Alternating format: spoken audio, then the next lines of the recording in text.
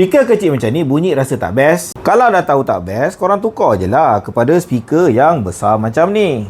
Speaker Gojo Dog ni besar mana? Ni babe, besar tapak tangan. Grill depan dia ni pun dah cantik lah hai. Dia siap ada setting kat belah atas ni. Ini yang bahagian cocok-cocok USB, Type-C, AUX, rewind, play, pause, forward.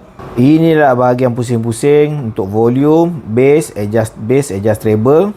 Warna button dia ni pun style loh. Dah lama aku tak berkena bila nak on. Oh lama, style gila. Tutup balik.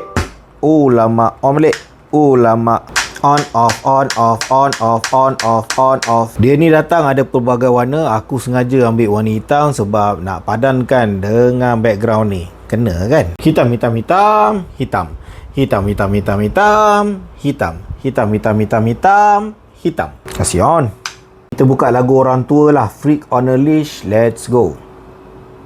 Mikrofon mungkin jenis murahan, tetapi aku boleh confirmkan yang bunyi bass dia kita boleh adjust, treble dia pun kita boleh adjust. Dan bunyi bass dia, untuk harga dia, untuk size dia, untuk jenama dia, bunyi bass dia dah kira memang. Pada masa sama kita akan dapat dua benda ni. Gaya memang dah ranggi dah.